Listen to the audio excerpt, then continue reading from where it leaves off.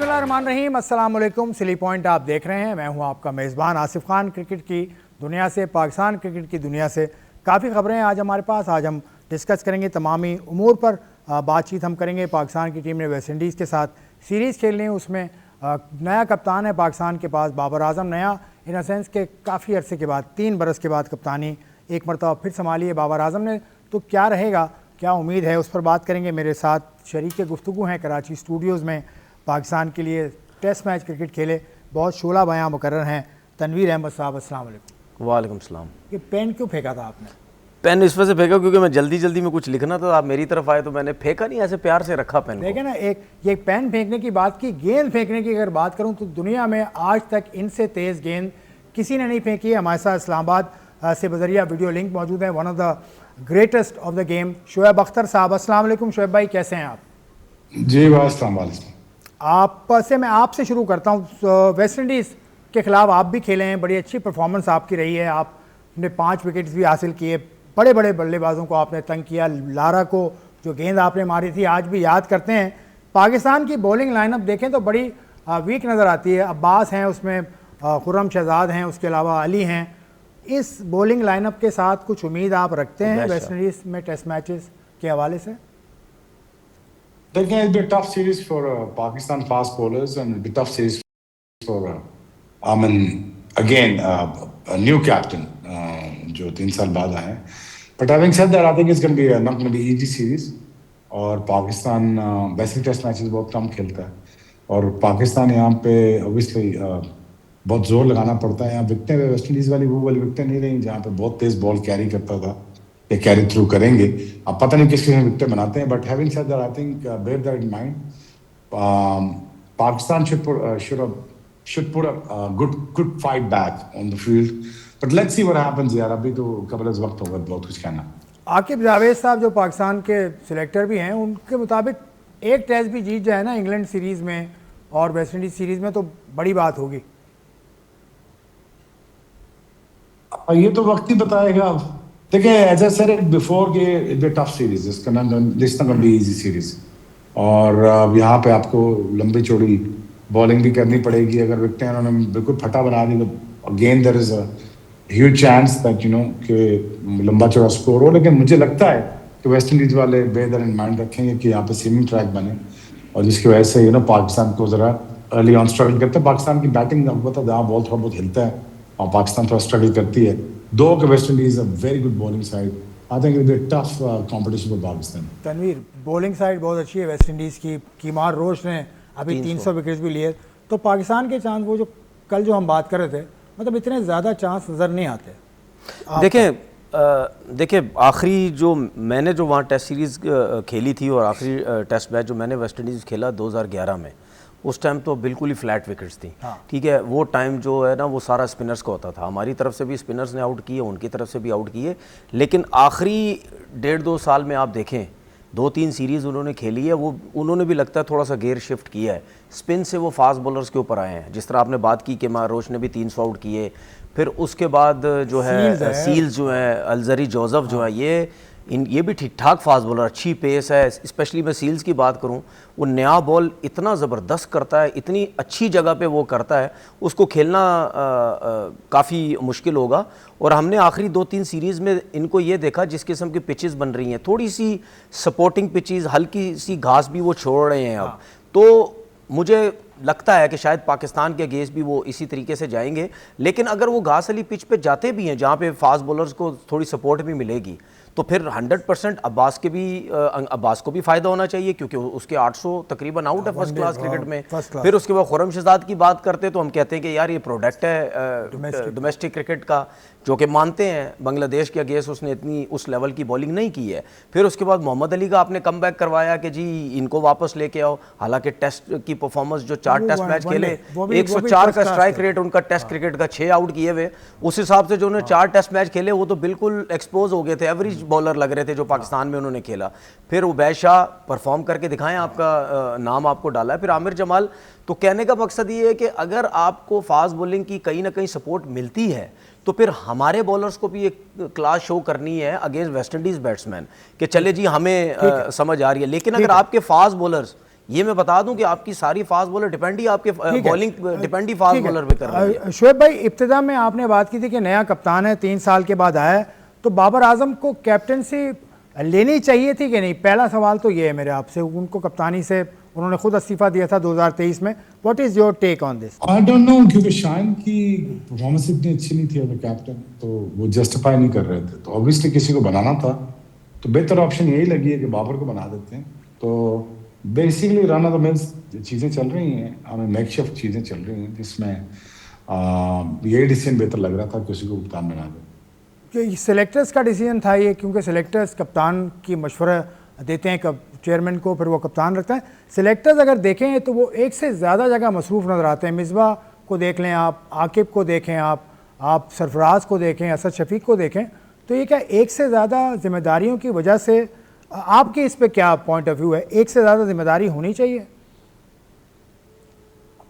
देखें जी, वो इस काबिल हैं इसलिए इतनी जिम्मेदारियां दी गई हैं, तो वो समझता है पाकिस्तान बोर्ड के ये सारा कुछ काम कर सकता है, एक बंदा 10 काम कर सकता है, तो wish them best of luck. और दूसरी बात यह है कि मेरे ख्याल में यही सेंसिबल चॉइस थी, सीनियर है, कप्तान है, एडिशनल जिम्मेदारी दी जाए बाबर को, और वो जाके एज अ लीड करे पाकिस्तान को, स्टार बैट्समैन है पाकिस्तान का, और पाकिस्तान को जाके एज ए कैप्टन वो लीड करे और जिताए और कंट्रीब्यूशन दे एज कैप्टन। तो यही मेरे ख्याल में सोच थी, तो आई थिंक यही मशवरा दिया सेलेक्टर्स ने और यही उन्होंने बात मानी है। तो सीज a good decision to me. चलिए एक और बात मैं पूछूंगा, शान को 16 टेस्ट मैचेस दिए, 2 बरस का टाइम दिया। बाबर को मैंने सुना आकिब जावेद साहब को कि वो कह रहे हैं कि ये सीरीज़ जो वेस्ट इंडीज़ और इंग्लैंड की है, इसके बाद बाबर को रिव्यू किया जाएगा। कितना टाइम आपके ख्याल में देना चाहिए? देखिए, टाइम तो देना चाहिए, अब बनाया टाइम देना चाहिए, अब ये ना करेंगे 2 सीरीज बाद उनको फिर निकाल दें। अब आई डोंट नो यार, because things are looking haywire and बहुत सारी चीज़ें इधर उधर हो रही हैं, तो मेकशिफ्ट काइंड ऑफ अरेंजमेंट्स किए जा रहे हैं। But having said that, I think अगर बनाया तो उनको कैरी ऑन करना चाहिए लंबा। शोएब भाई, मेरा एक सवाल ये आपसे कि आकिब भाई हमारे शो में आए थे कल परसों, 2 दिन हो गए, उन्होंने उनसे सिलेक्शन कमेटी का सवाल किया, तो हमने ये सवाल किया कि आप एनसीए की भी डायरेक्टर और सिलेक्शन कमेटी भी है आपके पास है, तो आप कैसे ये 2 काम कर सकते हैं या करते हैं? तो उन्होंने बोला कि सिलेक्शन कमेटी जो फुल टाइम जॉब नहीं है। आप इसके ऊपर क्या बोलते हैं? जॉब तो फुल टाइम ही है, लेकिन but again I mean like he is the man who is running Pakistan cricket. I think मैं तो पहले भी कह चुका हूँ कि आकिब जावेद को अगर दिया है तो उनको पूरा रन दें। अब उनको 2-3 साल क्रिकेट संभालने थे पाकिस्तान क्रिकेट की, और जहां भी पाकिस्तान क्रिकेट खत्म होती है वहां से उनको जज करेंगे बाद में। But again you no, board thinks that you know he is the guy, और अगर वो कह रहे हैं कि ज्यादा काम नहीं होता तो ठीक कह रहे हैं फिर। तो मेरा ये ख्याल है कि देखें, अब जब दिया है टाइम तनवीर तो अब दें यार। अब मेरा तो यही आता है कि बस अगर जॉब दे दी है तो अच्छा है, बुरा जो भी है अब उनको करने दो 2-3 साल। जो एंड ऑफ द रिजल्ट जो हम देखेंगे उसके बाद हम देखेंगे, उसके बाद फैसला करेंगे क्या डिसीजन ठीक था या गलत। चले जो भाई, अब बैटिंग की अगर बात करें, पाकिस्तान के बैटर्स काफ़ी अच्छी नज़र आती है बैटिंग। रिजवान भी आ गए हैं, बाबर भी आ गए हैं, शान भी हैं, तो बैटिंग में आपको ठीक लगता है? वेस्ट इंडीज़ की बॉलिंग अगर देखें, सील्स हैं, हज़ारे जोसेफ हैं, कीमार रोच हैं, तो बॉलिंग और बैटिंग का अगर आप मुकाबला कर सकें।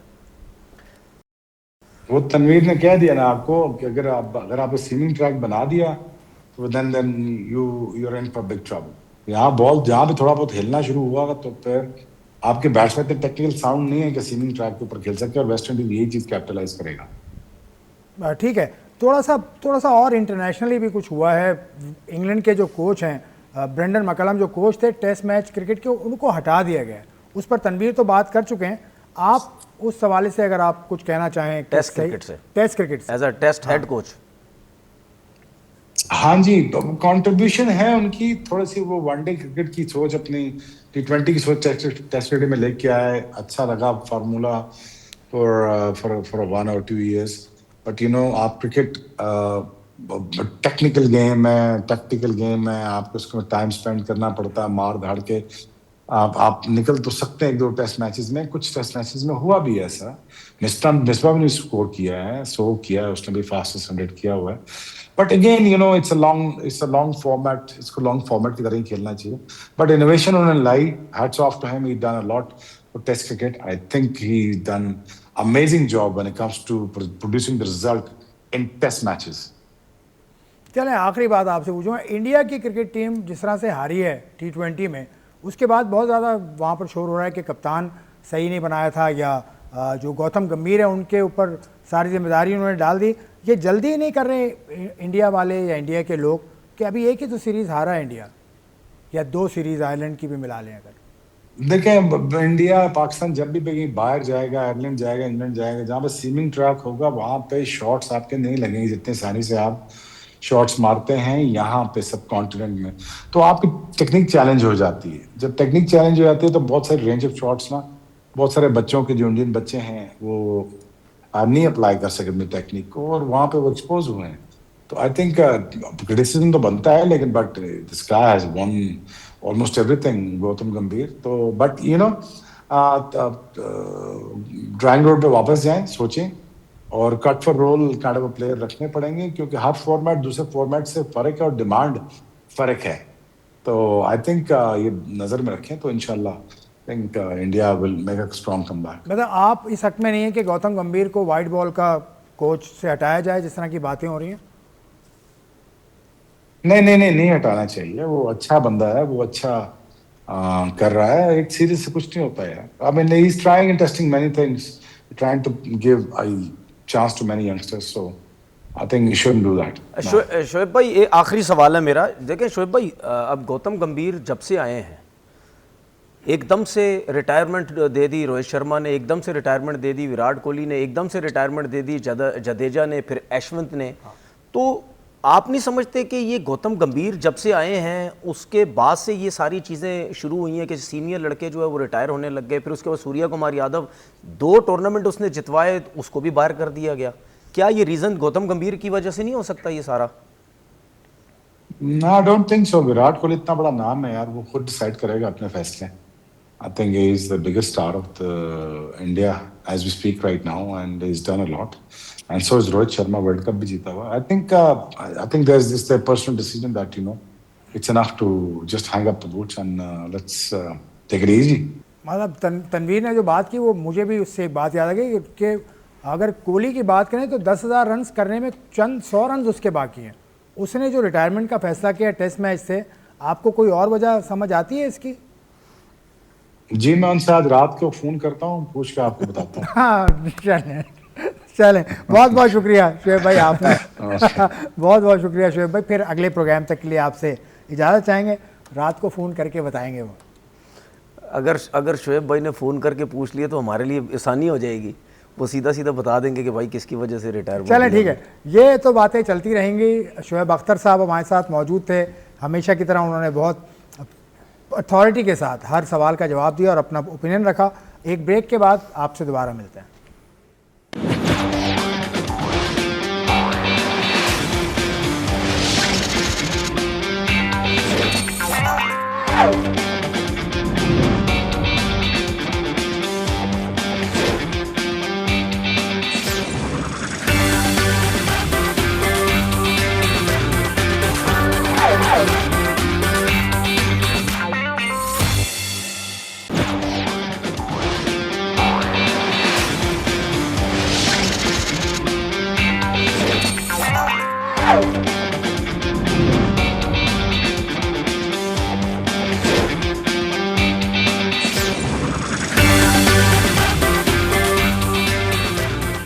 खुशामदीद एक मतलब फिर सिली पॉइंट आप देख रहे हैं। शोएब अख्तर साहब इससे पहले सेगमेंट में हमारे साथ मौजूद थे। शोएब भाई ने बहुत सारी बातें की, मैं आपसे वहीं से शुरू करता हूँ जब तक हमारा दूसरा गेस्ट हमें ज्वाइन करता है। उनके मुताबिक आकिब जावेद को टाइम देना चाहिए, तो आप कह रहे हैं उन्हें उतार दो। देखिए हर किसी का ओपिनियन अपना होता है, लेकिन मेरा जो ओपिनियन है मेरा तो यही है, सिंपल सी चीज़ है कि अगर आप एक ही बंदे को 2-2, 3-3, 4 काम करने के बोलेंगे तो जाहिर सी बात है उससे सिस्टम खराब होता है। वो कहते हैं कि वो केपेबल होगा इसीलिए तो दिए, केपेबल होगा ना, उसमें ऐसी क्वालिटी होगी।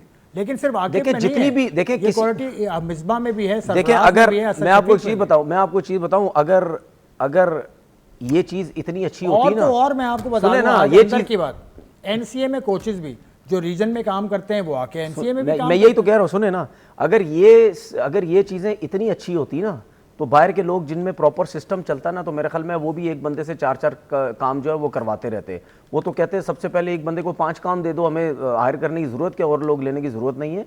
तो ये सिस्टम कभी भी ये चीज़ें ठीक नहीं कर सकते। आपको हर जगह पे एक बंदा जो है वो होना चाहिए। और आपने नेशनल क्रिकेट अकेडमी की बात की है, बिल्कुल मुझे तो, मैं जो फुटेज देखता हूँ, एक आध फुटेज आज भी मैंने देखी है, मतलब पूरे डोमेस्टिक के लगता है कोचेज वहीं मुझे नज़र आ रहे हैं एनसीए के अंदर। अगर इतने कोचेज, इतने बैट्समैन, इतने बॉलर्स अगर वहाँ पे नज़र आ रहे हैं, अगर मतलब एक ही बच्चे को हर कोई बारी बारी जाके कहीं ना कहीं कोचिंग कर रहा, तो वो तो बिगड़ जाएगा, वो तो खराब हो जाएगा। बहुत सही बात, उसको समझ ही नहीं आएगी कि यार ये बैट्समैन सही बता रहा है मुझे, ये कोच सही बता रहा है, ये कोचिंग सही कर रहा है या क्या कर रहा है। मतलब मेरा सिर्फ कहने का मकसद ये है, चाहे आप 25 लड़के अनाउंस करें, सुन लें अब, चाहे आप 25 लड़के अनाउंस करें अपनी कैंप के लिए, चाहे आप 30 लड़के अनाउंस करें, चाहे 15 लड़के अनाउंस करें, उन सब बच्चों के लिए आपके पास टोटल जो है वो 1 आध 2 बैट्समैन हो, 1 आध 2 बॉलर्स हो, मतलब 1-1 2-2 हो। ये थोड़ी है कि आप जाके उधर हर किसी को वहां आ जाए, और जिसका कोई काम ही नहीं है वो भी मुझे नेशनल क्रिकेट अकेडमी में मैंने भी देखी, एक्स सिलेक्टर जो है वो मुझे नजर आ रहे हैं वहां पे। अब वो एक्स सिलेक्टर जो है वो क्यों है, मुख्तलिफ रीजन्स के कोचेज हैं, रह चुके या थे या जो भी है, नहीं रीजन के कोचेज हैं, नहीं तो वो कोचेज ही है ना। अगर कोचेज की मैं बात ही नहीं कर रहा, मैं कह रहा हूं जो एक्स सिलेक्टर वो वहां पे मुझे नजर आए, वो क्यों नजर आ रहे हैं मुझे। चले मोहम्मद, मतलब एनसीए कोई घूमने फिरने की जगह थोड़ी है। बिल्कुल ठीक है, नहीं है घूमने फिरने की जगह, काम करने के लिए सारे लोग वहां जमा हैं। मोहम्मद वसीम, साबिक चीफ सिलेक्टर, साबिक head coach of the women cricket team, हमारे साथ मौजूद हैं। मोहम्मद वसीम साहब, अस्सलाम वालेकुम, कैसे हैं आप? वालेकुम अस्सलाम, अल्हम्दुलिल्लाह। बहुत ज़बरदस्त आवाज़ आई आपकी, बहुत करारी आवाज़ आई, क्या सोच कर आए हैं? बड़ी एनर्जेटिक आवाज़ है, पहले तो इसके बारे में बताएं। नहीं, बस वो थोड़ा सा ब्रेक मिल गया था, जरा घर से बाहर गए थे, किसी ठंडे इलाके में 2 दिन गुजार के आया हूँ, तो काफ़ी एनर्जी जो है ना वापस आई है। चलें जी, ठंडा माहौल चल रहा है। तनवीर के मुताबिक एनसीए में कुछ कोचेस काम कर रहे हैं, जो कि मुझे पता है वो रीजन के कोचेज हैं, तो रीजन के कोचेज, मैंने ये बात नहीं की, अगर काम कर रहे हैं एनसीए में तो क्या ये बात नहीं की, आपने मेरी बात ही गलत समझी। मैंने ये बोला है कि कोचेज हैं, लेकिन मुझे बेताशा कोचेज नजर आ रहे हैं। अगर इतने कोचेज बच्चों के ऊपर, हर कोच बच्चों के ऊपर काम करेगा तो बच्चा कहां जाएगा। दूसरा मैंने ये बोला कि उस पिक्चर के अंदर एक एक्स जो है पुराने सिलेक्टर्स मुझे नजर आ रहे हैं। सिलेक्टर वो क्यों है वहां पे? चले ये क्यों है? ये एनसीए, देखिए एनसीए ये नहीं होता कि भाई आ जाए तो उससे मिलने आ जाते हैं अंदर, थोड़ी देर के लिए नेट के अंदर खड़े हो जाते हैं तो उससे मिला के वसीम भाई आप एनसीए में भी रहे हैं, आप कोच भी रहे हैं, आप सिलेक्टर भी रहे हैं, आप बहुत सारी आपके पास जहते हैं। तनवीर की शिकायत का अजाला कीजिए आप। देखिए, मैं एनसीए में नहीं रहा हूँ, ये तो क्लियर कर लें आप पहले। दूसरा ये कि देखिए एनसीए के अंदर डेवलपमेंट का काम है। जब आपके कैंप्स लगते हैं या आपको ऑल ईयर राउंड जो आपका काम होता है मोस्टली है वो डेवलपमेंट का काम। अब डेवलपमेंट के कोचेस डिफरेंट होते हैं।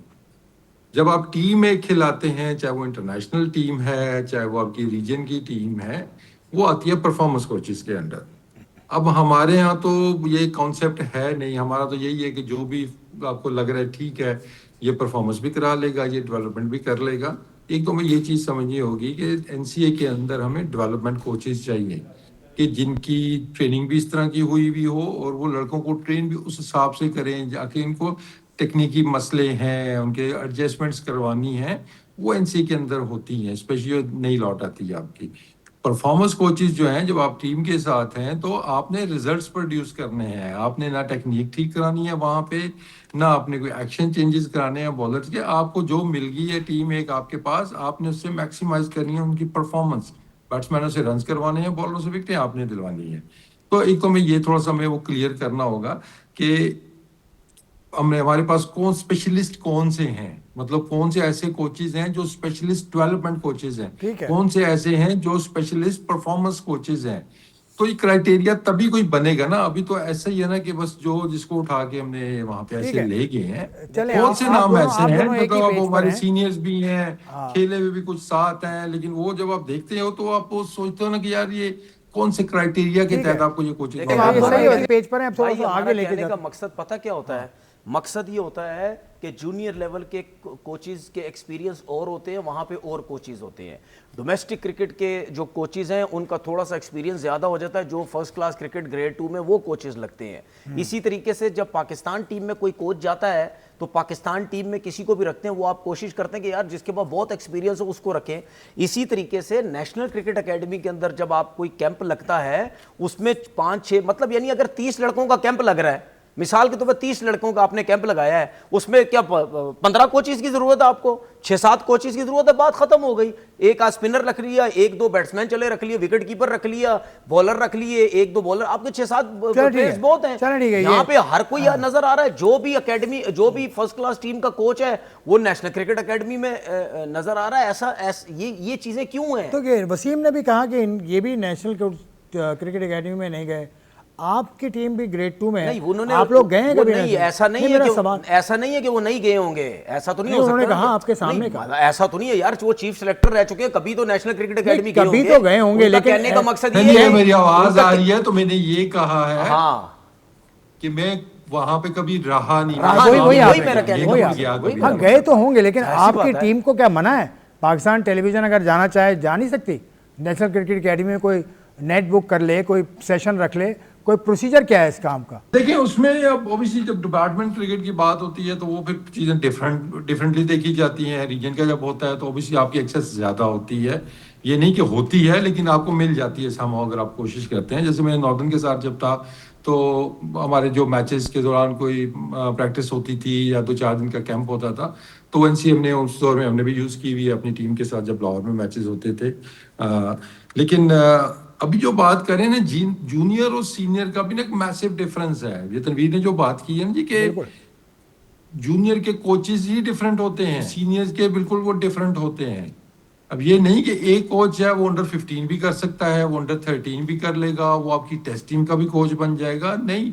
अब वो हमारे ऐसा हो जाता है, लेकिन ऐसा होता नहीं है। जो एज ग्रुप के कोचेस होते हैं उनकी सोच, उनका काम करने का तरीका और उनके पास जो ड्रिल्स हैं वो स्पेसिफिकली होती हैं उनकी टेक्निक के हिसाब से। जो जूनियर बच्चे हैं जो भी डेवलप हो रहे हैं वो चीज़ें आप सीनियर में नहीं करा सकते। मैंने पास में देखा हुआ है कुछ जूनियर कोचेस को कि जब वो सीनियर में आए थे तो वो मतलब अंडर 16 अंडर 15 वाली ड्रिल्स करा थे आपके टेस्ट प्लेयर्स को। तो वो फिर मैंने पॉइंट आउट भी किया है 2 कोचेस को कि भाई यहाँ पे आप ये ड्रॉप बॉल वाला आप अगर आप ड्रिल करा रहे हैं किसी टेस्ट प्लेयर को तो ये नहीं ऑन है। ये तो बहुत ही एडवांस लेवल की आपको यहाँ पे सिंपल सी चीज़ है। हम भी सिस्टम के अंदर रहे हैं, हम भी सिस्टम के अंदर खेले हैं। 100% हमारे टाइम ये चीज़ें होती थी, अभी भी होती होंगी। कोई भी किसी का वो रीजन का कोच कहीं ऊपर चला जाए, डिपार्टमेंट का कोच कहीं ऊपर चला जाए, उसके साथ वाले कोचेज़ हमारे सामने कितनी दफ़ा बोलते थे यार मेरा भी काम करा दे, मैनू भी बुला ले, मुझे इधर बुला ले, मुझे उधर बुला ले। हर टाइम यही तो बोलते रहते हैं सारे कोचेज़ कि मेरा भी काम करा दे, मुझे भी करा दे। तो फिर यही चीजें हमें सामने भी नजर आती हैं। जो जाके जिस ओहदे पे बैठता है वो अपने सारे जान पहचान वाले लाके बुला देता है। ये हर जगह पे होता है, एसोसिएशन रीजन हर जगह पे सब कुछ होता है। वसीम भाई, एसोसिएशन रीजन का तो इशू ऐसा है कि इस पर तो हम बात करते रहेंगे क्योंकि आप दोनों बड़े माहिर हैं इस मामले में। फर्स्ट क्लास भी खेली है, इंटरनेशनल भी खेला है, डिपार्टमेंट्स के साथ भी रहते हैं।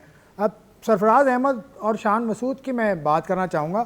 सरफराज पाकिस्तान के इंटरम हेड कोच है, वो शान मसूद की तारीफ बहुत ज़्यादा करते नजर आए। इसका मतलब है कि वो अपने प्लेयर को एतमाद दे रहे हैं, यही मतलब है निकालते हैं आप हैं? या कहीं ऐसा तो नहीं है कि वो इस चीज़ पर शायद खुश नहीं है कि बाबर को कप्तान बनाया, शान को हटाया, इसीलिए वो उस प्रेस कॉन्फ्रेंस का भी हिस्सा शायद नहीं थे जिसमें ये फैसला हुआ?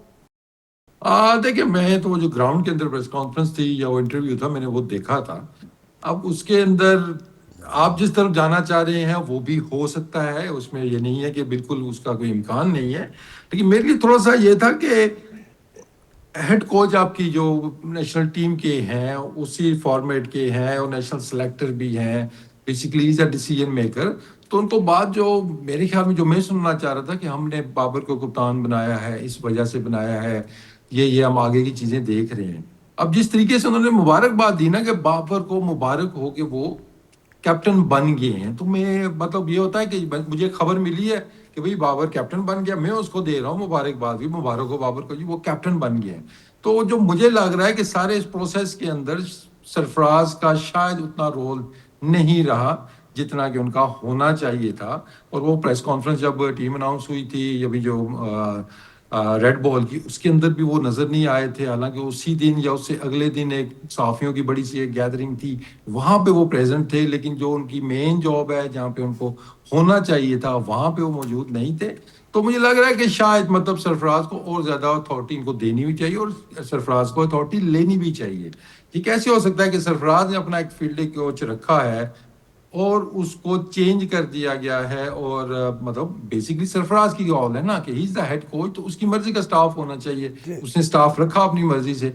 अब उसमें चेंजेस जो हमें नजर आ रही हैं कि जैसे भी मंसूर अमजद, जैसे मैंने कल भी बात की थी कि नो डाउट वो अच्छा कोच है। अभी वो बॉलिंग कोच बने हैं लाहौर कलंदर के, अभी अंडर-19 या शाहीन के साथ वो अंडर फील्डिंग 19 कोच थे। अभी शाहीन के यहाँ पे साथ भी रहे शायद थे। दोनों फॉर्मेट्स में वो नजर आ रहे हैं, हमें फील्डिंग कोच नजर आ रहे हैं।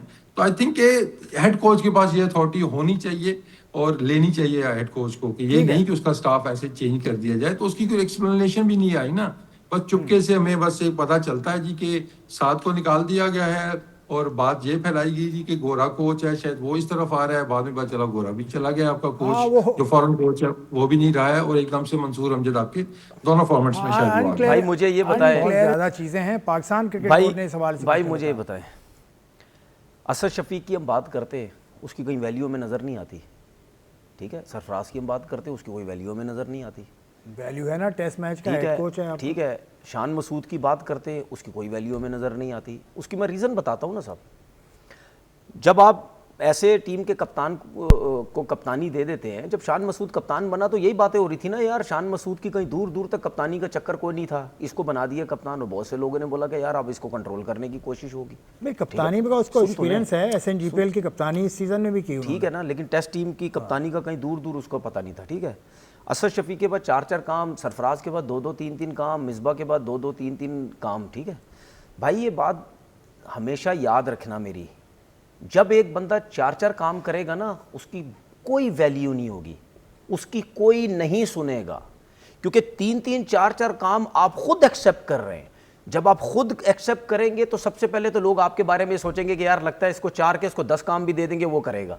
ठीक है, शायद ये नौकरियों के चक्कर में ही पड़े रहते हैं। हमेशा आपकी वैल्यू उस वक्त होती है, चाहे आप किसी भी इदारे में काम करते हैं भाई, हमेशा वैल्यू आपकी उस वक्त होती है जब आप सिर्फ एक काम कर रहे होते हैं। अगर आपको दूसरे काम की ऑफर दी भी जाती है और जब आप मना करेंगे, उल्टा आपकी वैल्यू बन जाएगी। देखो यार, हमने इसको दूसरा काम भी दिया, उसने मना कर दिया, इसका मतलब ये सिर्फ एक काम में फारिग कर दिया जाएगा फौरन। वो फारिग कर दिया जाएगा फौरन। कैसे फारिग कर दिया जाएगा? ऐसे ही होता है, नहीं फारिग कर दिया जाएगा, प्राइवेट इदारों में ऐसे होता है। मेरी बात सुन लेना यार, ऐसा नहीं। पीसीबी गवर्नमेंट का इदारा नहीं है। अच्छा सुन ले मेरी बात, Pakistan cricket board is not a government institution. सुन ले मेरी बात, एक चीज सुन ले, मेरी बात सुन ले भाई। उनको कहा बॉस ने कि आप ये भी काम करें, ये भी काम करें, देखिए मना थोड़ी करेगा। देखिए मेरी बात सुने, ऐसे ही कह रहा हूँ। देखिए मेरी बात सुने, जहाँ पे आपकी रोजी रिस्क है ना, वो तो कोई नहीं हटा सकता, कोई नहीं हटा सकता। अल्लाह के हाथ में रोजी। ठीक है, कोई नहीं हटा, आपको कोई नहीं हटा सकता। आप अपने फैसले पे खड़े रहें, आप बोले जी मैं एक ही काम करूंगा, रखना है रखा है, सुन लेना, रखना है रखें, नहीं रखना ना रखें, दूसरा काम मैं नहीं करूंगा। ऐसे सिर्फ दुनिया में 2% लोग होते हैं। ये बात नहीं होती भाई, ये बात नहीं है। बात ये है सीधी सीधी कि यार आप लोग फैसला तो करें ना, आप लोग बात बोलो तो सही कोई ना कोई, ऐसा नहीं। अब मैं ये क्यों बात कर रहा हूं, हमारे क्रिकेटर्स A to Z 1% अगर हुआ तो हुआ। ठीक है, मैं फिर दोहरा रहा हूं आज ये बात बहुत अरसे के बाद, इनको मैनेजर बनाओगे ये मैनेजर बनेंगे, एक्स कैप्टन को मैनेजर बना दो ये वो बन जाएंगे, एक्स कैप्टन पाकिस्तान के इनको फील्डिंग कोच बनाओ वो बन जाएंगे, इनको डायरेक्टर बनाओ वो बन जाएंगे, इनको कहीं की भी नौकरी दे दो ये वो बन जाएंगे। मैं एक्स कैप्टन्स की बात कर रहा हूं, नीचे जितने खेले उनको तो छोड़ ही दो।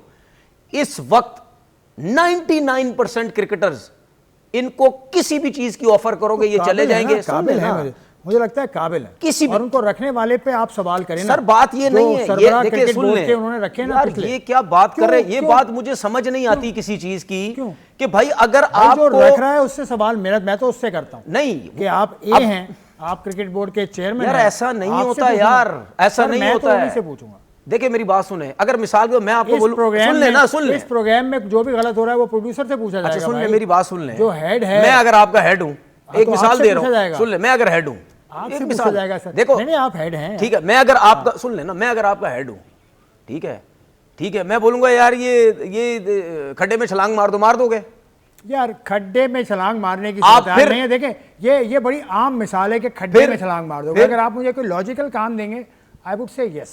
एक ब्रेक का वक्त है, ब्रेक के बाद जैसे मुझे कहा गया ब्रेक लेनी है, आपने मेरा जवाब नहीं दिया। टू द प्रोड्यूसर, क्योंकि प्रोड्यूसर इज कंट्रोलिंग मी। आपने जवाब तो नहीं टेक दिया। अ ये तो ब्रेक, ब्रेक में टेक तो अ आप मना नहीं कर सकते ना ब्रेक, भाई, ब्रेक आई तो विल लेनी कम है बैक इन ना। A while.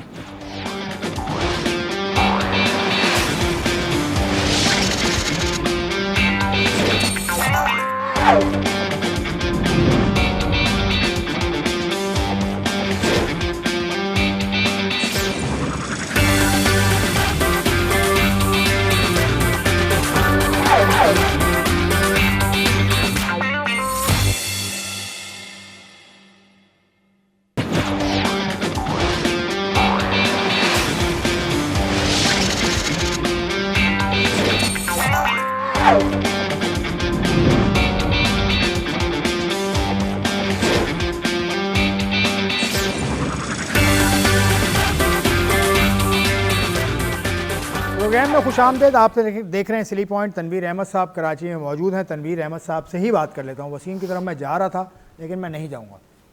वसीम की तरफ जाऊँ। आपने बात मुकम्मल कर ली। आपने मुझे ताना दिया कि ब्रेक ले लिया, वो प्रोड्यूसर है मेरा। सर वो तो ब्रेक की बात मैं नहीं टाल सकता, यही मैं बता रहा था नहीं आपको सर, कि बॉस इज बॉस। मसला ये है कि ये जो ब्रेक है ना, ये जेन्युइन ब्रेक है, इसमें कोई ड्रामेबाजियां नहीं है, ये ब्रेक लेनी है।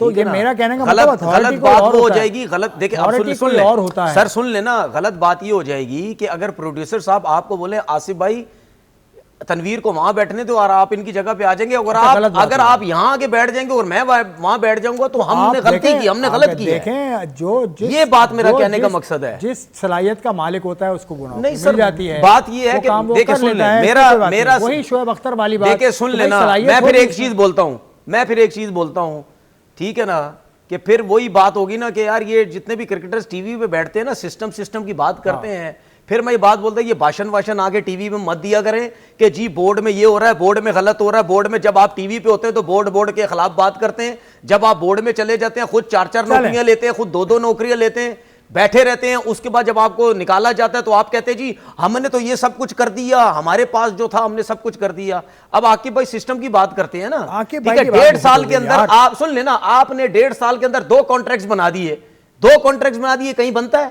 कहीं बनता है 1.5 साल के अंदर 2 कॉन्ट्रैक्ट बनते हैं? 2 साल नहीं, तो सर सीधी बात है, अगर आप 3 साल के लिए आएंगे, 4 साल के लिए, इवन 5 साल के लिए आप आते हैं, एक तरफ आप कहते हैं कि जी सिस्टम चलना चाहिए, कप्तान चलना चाहिए, टीम चलनी चाहिए, दूसरी तरफ आप आके खुद 1.5 साल के अंदर 2 कॉन्ट्रैक्ट बना के चले जाते हैं। आप जितना अरसा भी रहें, आप एक विजन के साथ आते हैं, एक सोच के साथ आते हैं कि मैंने अगर 3 साल का मुझे टाइम मिला है, 4 साल का मिला है, 2 साल का मिला है, मैंने ये चीज इंप्लीमेंट करनी है, खत्म। उसमें मैं कामयाब होता हूं, ये नहीं कामयाब होता। अगर आपने 1.5 साल के अंदर दूसरा कॉन्ट्रैक्ट बना दिया, इसका मतलब आप नहीं चल सकते, आप नहीं सिस्टम को चला सकते। कौन हटाएगा उनको? क्या मतलब? कौन हटाएगा? आप खुद हट जाए। क्यों खुद हट जाए? बेन स्टोक्स खुद नहीं हटा। बेन स्टोक्स खुद नहीं हटा, हटा, हटाया गया। बेन स्टोक्स को तो उसने रिजाइन किया। ठीक है ना, उसको नहीं, इंग्लिश कल्चर को क्यों मिला रहे हो? नहीं इंग्लिश देखें, इंग्लिश कल्चर को क्यों? हो कहीं पे हम इंग्लिश कल्चर की बात करते हैं, आप करते हैं इंग्लिश कल्चर की बात ना करें। पाकिस्तानी कल्चर आर टू सर बात नहीं, ये बात नहीं है, तो हम तो सुन लें, जो 2 डिफरेंट कल्चर है, जो उनको लाया वो उनको। अच्छा 2 डिफरेंट कल्चर है, तो फिर हम इंग्लिश सिस्टम क्यों लाते हैं? क्यों कोचेस लेके आ रहे हैं? क्यों कोचेस लड़कों को करवा रहे हैं? क्यों बॉलिंग मशीनें लेके आ रहे हैं? क्यों हम फिटनेस का यहाँ पे सब लेके आ रहे हैं? क्यों लड़कों को बाहर भेज रहे हैं? हम बाहर के सिस्टम को इंप्लीमेंट करना चाहते हैं तो ना करें। फिर एक तरफ जब इंप्लीमेंट बात करते तो आप कहते हैं कल्चर एक जैसा नहीं है। क्रिकेट बोर्ड का सरबराह उनको रिजाइन करने का नहीं कहेगा, बिल्कुल कहना चाहिए। बिल्कुल ये कहें, मेरा सिर्फ कहना, बिल्कुल देखिए, मैंने तो यहाँ तक बोला था कि अगर आकिब भाई ने ये बात की है, भाई नहीं, फिर कि अगर उसमें सरफराज भी है, शफीक सब है, सभी ज्यादा सब है, अगर इन्होंने जब भाई जिस दिन इन्होंने ये बात की थी उसी दिन इनको हटा देना चाहिए था कि ये फुल टाइम जॉब ही नहीं है सिलेक्शन कमेटी में। और मेरा चेयरमैन साहब से ये भी रिक्वेस्ट है कि ये अगर आकिब भाई टीवी चैनल्स पे आ रहे हैं ना, तो ये तीनों चारों भी आए ना टीवी चैनल्स पे, ये भी आके बात करें ना। अब आपने बिल्कुल ये भी आके बात करें, बिल्कुल सही बंदे कि यार हम लोग इनसे पूछे, सबसे पहले तो मेरे जैसा बंदा इनसे पूछेगा, मिसबा साहब या असद शफीक साहब, आप 2-2 4-4 नौकरियां लेके बैठे हैं, आप क्यों बैठे हुए? सही है, बिल्कुल सही बात। तो ये फिर मैं अगर टीवी पे पूछ सकता हूं तो यार जो करता धरता उनको भी तो देखना चाहिए, उनको तो हटा देना चाहिए इनको पहली फुर्सत में। बिल्कुल ठीक, ऐसे ही होना चाहिए। वसीम भाई आपको वक्त जरा सा कम मिला, उसके लिए माजरत, बाकी आप ले लें सारा। चलें, हाँ आपके लिए पूरा वक्त है। कल सर वहाब रियाज ने जो अंडर 19 की सीरीज़ आज से शुरू हो रही है विमेन अंडर 19 की कराची में, उसमें वहाब रियाज ने वीडियो लेक्चर दिया, उसके बाद फातिमा सना भी गई थी। वहाब रियाज का लेक्चर कितना अहमियत का हामिल है, क्योंकि उनकी परफॉर्मेंस अगर देखें as head coach of the women team, mentor of the women team, कोई परफॉर्मेंस नहीं है, कोई उनका अचीवमेंट नहीं है। तो ये लेक्चर्स के सिलसिले क्या देंगे लड़कियों को, बच्चियों को? देखिए, एक तो अच्छा हुआ कि पीसीबी के प्लेटफॉर्म्स पे भी ना हेड कोच का वर्ड यूज हुआ है, अब मेंटोर नहीं हो रहा है। दैट मींस कि has been appointed officially as a head coach, क्योंकि जितने भी हैंडल्स से मैं उस पर देख रहा था कि हेड कोच लिखा हुआ है। देखिए, इसमें कोई वो नहीं है, not as a head coach उनका बनता है, but as a selector, as a mentor आप कह सकते हैं, एज अ सीनियर प्रो वो कर सकते हैं बात टीम से भी, और बाकी चीजें हैं। लेकिन इसके लिए जो आपका कोचिंग स्टाफ है वहाँ पे, उनका ऑन बोर्ड होना जरूरी है, कि अगर मसरूर है वहाँ पे तो उसका ऑन बोर्ड होना जरूरी है। ये तो नहीं ना मसरूर या सीजन कोच, और वो जैसे हम पहले बात कर रहे थे, वो स्पेशलिस्ट है यूथ क्रिकेट का हमारी, चाहे वो बॉयज है, अभी वो गर्ल्स में भी गया हुआ है, तो वहाँ पे भी उसको टाइम अब हो गया है। तो उसकी अपनी एक फिलॉसफी होगी, अपनी एक तरीके से चीज़ों को वो चला रहा होगा। तो एकदम से मैं या कोई और ऐसे वीडियो लिंक पे आके अपनी नई मंतक वो शुरू कर दूं तो वो गलत होगा। आई एम श्योर कि ऐसा हुआ नहीं होगा, लेकिन वो ठीक है जी, वो एज ए सेलेक्टर देख भी सकते हैं, शायद वो मैच देखने भी जा रहे हैं। तो वो फिर बात वही आ जाती ना, कॉन्ट्रडिक्शंस हर दिन आपको वो नजर आएंगी कि अभी कह रहे हैं जी सिलेक्टर्स को जाने की जरूरत नहीं है ग्राउंड के अंदर। ये भी तो आपके आकिब भाई नहीं बोला ना, टीवी पे आके बोला था, हमारे सामने आके बोला था। तो जब चैंपियंस कप हो रहा था फैसलाबाद में इधर उधर, तो सबसे स्क्रीन के ऊपर ज्यादा आपको आकिब भाई नजर आते थे, या पीएसएल के अंदर वो बॉक्सेस के अंदर आपको वहां पे आपको क्यों नजर आते थे? क्योंकि वो पॉलिसी है सिर्फ डोमेस्टिक क्रिकेट, जिसको आपके लिए कोई वैल्यू नहीं है। कौन जाए छोटे छोटे ग्राउंडों के ऊपर, टेंटों के अंदर बैठे, वहाँ बॉक्सेस नहीं है, टीवी नहीं लगे हुए हैं, वहाँ लंच आपको वैसे नहीं मिल रहे हैं, तो वहाँ के लिए तो जरूरत नहीं है हमें जाने की। हाँ, जहाँ पीएसएल के मैच होंगे, जहाँ चैंपियंस कप होगा, इंटरनेशनल सीरीज होगी, शशके होंगे, वहां पे हम जाएंगे देखने। वहां पे जो है ना वो वन क्लिक जो हुए है ना, वो काम ही नहीं करता, वो बटन फंस जाता है हमारा। तो कॉन्ट्रडिक्शंस आपको ना रोज किसी न किसी चीज में ऐसी नजर आ जाती है। तो अगर वहां पे सिलेक्टर जा रहे हैं मैच देखने वुमेन्स का, तो आकिब भाई को रोकना चाहिए कि भाई ये मैच तो शायद पीटीवी स्पोर्ट्स पे लाइव आ रहा है आज, तो वो तो क्लिक की भी आपको जरूरत नहीं है, आपको बड़ी स्क्रीन पे वो मैच वो नजर आएगा, तो आपको वो जाने की जरूरत नहीं है। मैं ये नहीं कह रहा कि वो गलत जा रहे हैं, मैं पॉलिसी की बात कर रहा हूँ। देखिए, अभी भी आपने जितनी डिबेट तनवीर के साथ आपकी चल रही थी, बेसिकली पॉलिसीज हमारी ठीक नहीं है ना। इंडिविजुअल को तो आप साइड पे करते हैं, या तो ना कि आप बंदे को मेरी तरफ से 15 नौकरियां देनी है आप दे लें, लेकिन आपकी पॉलिसीज या आपकी जो फैसले हैं, क्या उनका हमें असर नजर आ रहा है, मस्बत कोई नताइज हमें मिल रहे हैं? जब नहीं मिल रहे हैं तो भाई ये गलत है ना फिर, कि वो जी पार्ट टाइम जॉब ये भी कर रहे हैं, पार्ट टाइम जॉब वो भी कर रहे हैं। तो अब यही ना कि नेक्स्ट टाइम कोई भी इनमें से जब आएगा तो वो बता दें कि इनका मेन काम है क्या और उसके रिजल्ट्स क्या हैं। चले सिलेक्शन तो आपकी होगी ना पार्ट टाइम, तो जो आप वो असल काम है आपका ना, जरा उसको एक्सप्लेन कर दें, उसके रिजल्ट्स बता दें हमें 1.5 साल के अंदर। क्योंकि अब हमें एकदम से 150 वाले 4 बॉलर मिलने लगे हैं। आपने कमेंट्री की हुई है डोमेस्टिक के अंदर, इन बॉलर्स को आपने भी देखा हुआ है, मैंने भी देखा हुआ है, एज अ कोच भी देखा हुआ है, और आपको भी पता है कि कौन 150 वाला है इनमें। तो वो बस एक छोड़ देना ना ऐसे बात, कोई भी नहीं है 150 वाला ऐसे आ जाएगा, ऐसे थोड़ा ही आपके एक साकिब है, लेकिन वो 150 का वो भी नहीं है, लेकिन वो सिलेक्ट नहीं हुआ। कोई भी नहीं है सर 150 वाला, 150 का तो वो भी नहीं आप है, वो कर सकते हैं। 150 का तो वो भी नहीं है। फास्ट बॉलर की बात कर रहे हैं भाई, आपके अब वो जो 150 जो अली रजा शायद जिसे टच किया हुआ है उसको, सर आपके पीएसएल में वो पूरी बॉलिंग कर रहा है, डोमेस्टिक में वो पूरी बॉलिंग कर रहा है, फर्स्ट क्लास तक वो खेल चुका है। अब जब बारी यहाँ पे आई है तो वहां पे आई डोंट नो, मेरे पास कोई कंफर्म रिपोर्ट्स नहीं है, बट ऑब्वियसली उसके एक्शन पे भी शायद थोड़ा सा काम हो रहा है, और चीजें शायद कोई इधर उधर हो गई हैं, एक्शन पे काम हो रहा है तो फिर ज्यादा टाइम चाहिए। फिर तो मैं देखिए सर, आपके तो आकिब भाई ने तो बोला है कि की पेस दो 150 के फास्ट बॉलर हमें नजर आ गए हैं, मिल गए हैं, 2-3 140 प्लस वाले आ गए हैं। कसम से ये तो आकिब भाई ने खुद बोला है भाई, हमने खुद सुना है। अब वो मैं भी देखना चाह रहा हूँ कौन से फास्ट बॉलर कोई नहीं, कौन से फास्ट बॉलर। बाकी आपने ये वहाब रियाज की बात चल रही थी भाई, मेरे हिसाब से ना वो मेरिट पे है, ना उसको इंटरव्यू करवाना चाहिए, ना कोई उसकी अवाब की तरफ से कोई टिप्स दिलवानी चाहिए, क्योंकि जो मसरूर है मेरे ख्याल है उनको किसी और की ज़रूरत ही नहीं है, उनके पास खुद इतना ज़्यादा एक्सपीरियंस है। तो मसरूर ने मना क्यों नहीं किया? वो खुद वुमेन, मसरूर ने मना क्यों नहीं किया? देखिए मसरूर क्यों मना करेगा भाई? अगर यही तो बात है भाई, नहीं यही तो मैं अर्ज कर रहा था कि नहीं करते। देखिए मेरी बात सुने, मेरी बात अगर भाई वहाब को भेज रहे हैं, उसने कहा मेरी बात सुने, देखिए बात सुने, ये नौकरी वोकरी का मसला नहीं हो रहा कि वो मना करे या ना करे। अगर मसरूर को बोला गया कि भाई वो आके थोड़ा सा विमेंस के साथ बात करेंगे, ठीक है। मेरा अपना कहने का मकसद ये है कि वाप से ज़्यादा मसरूर बता सकता है, क्योंकि मसरूर के पास बहुत एक्सपीरियंस है, वाप के पास कुछ भी नहीं है। और वो बंदा क्या बताएगा किसी विमेंस की टीम को जिसकी अपनी वर्ल्ड कप में टीम उसमें बिल्कुल जीरो परफॉर्मेंस रही, वो बंदा क्या बताएगा? मेरा सवाल ये है कि वहाब के लिए बात करने से पहले सबसे पहले बंदे को एक ये सवाल करना चाहिए, वो मेरिट पे है? अगर वो मेरिट पे नहीं, आपको बात ही नहीं करनी चाहिए, बात खत्म हो गई। चलें ठीक है। वसीम भाई आप बताइए, इस सीरीज़ में क्या चांसेस नजर आते हैं? पाकिस्तान की अंडर 19 की टीम अभी हाल ही में बांग्लादेश से सीरीज जीत के आई है पहली मरतबा, तो परफॉर्म कर रही है, मैंने करीब से भी देखा है, बच्चियां बहुत अच्छी हैं। अब इनके साथ आपको क्या लगता है, साउथ अफ्रीका की टीम के साथ परफॉर्मेंस के एतबार से क्या लगता है इस सीरीज़ में? देखिए लड़कियां तो हैं टैलेंटेड, कुछ लड़कियां हमारी स्पेशली जो 2 साल से मैं देख रहा हूं जिनको जो सिस्टम में रही हैं, तो वो अच्छी हैं लड़कियां। लेकिन एकदम से अगर हम समझें कि अलग, मतलब मेरी दुआ है, आई विश के हम अच्छे मैचेस खेलें और हम सीरीज जीते भी है। लेकिन इतनी उम्मीदें लगा लेना जी कि हम साउथ अफ्रीका को अंडर 19 के अंदर हरा देंगे एकदम से, तो ये मेरिकल होगा। लेकिन मेरिकल पॉसिबल है, मतलब उनकी हो सकता है, लेकिन बहुत ज़्यादा उम्मीदें आप इस पे ना लगाइएगा कि वो जीतें, क्योंकि अब यही ये ना हो ना कि वो ऊपर वाली टीम का मलबा नीचे आ जाए जी, क्योंकि देखें ना नीचे काम नहीं सही हो रहा है। ये साउथ अफ्रीका से हार गए हैं, अभी कोई वो पीछे गेम्स खेली थी उसमें भी ऊपर नहीं जा सके थे, तो आप पता चलिए अंडर 19 का कोच आप चेंज कर दें, क्योंकि आजकल हो तो यही रहा है ना कि कहीं की खराबी कहीं पे होती है, लोग आप मतलब हमारी बैटिंग बॉलिंग का मसला चल रहा है, हमने फील्डिंग कोच को निकाल दिया है। तो ये ना हो कि हम अंडर 19 में भी ये चीज़ें शुरू कर दें, लेकिन उसको जो ड्यू चीज़ें चाहिए कि अब जैसे अंडर 19 के अंदर मसूर मतलब काफ़ी उसको हो गया अरसा और अच्छा काम कर रहा है, उसकी हमें क्लिप्स नज़र आनी शुरू हुई है। हमारा कोई इंफ्रास्ट्रक्चर तो है को नहीं अंडर 19 का, ये एज ग्रुप क्रिकेट का, वही अगर हम छोटा सा टूर्नामेंट एक करा देते हैं तो उसके बावजूद अगर हम बेहतर परफॉर्मेंस देते हैं तो ये बड़ी एक अचीवमेंट होगी मसरूर के लिए भी और इन लड़कियों के लिए भी। लेकिन खुदा उनको फैसिलिटीज़ पूरी दें। ठीक है, देख लें उनके साथ जो अभी जो एनालिस्ट है टीम के साथ, बेसिकली मतलब वो अभी जो लगाई हुई है, तो वो मतलब analyst is a proper job यार, उसने डेटा आपको देना है, कैमरे कुमरे ये वो, बड़ा मतलब उसके अंदर साइंस है। आप एडजस्टमेंट के तहत एनालिस्ट कैसे प्रॉपर जॉब हो सकती है जब सिलेक्शन ही प्रॉपर जॉब नहीं है, तो एनालिस्ट कैसे हो सकती है?